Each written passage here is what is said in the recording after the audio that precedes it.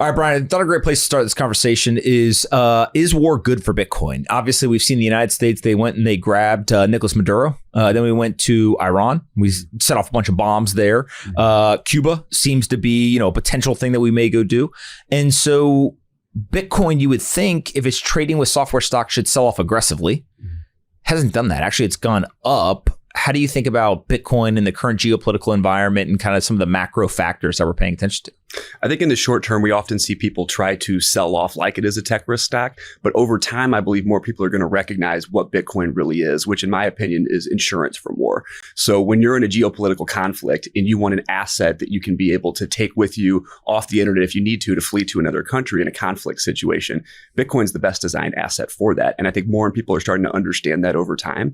And in addition to that, we're seeing very, very unique applications and use cases built for Bitcoin beyond just the store of value, but payments and other things in other jurisdictions.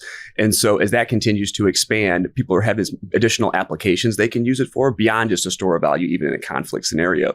Because if you have a group of people that comes in and shuts off your bank system, as an example, what are you going to do? If you can't pay, if you can't transact, that shuts you off from the rest of the world pretty much.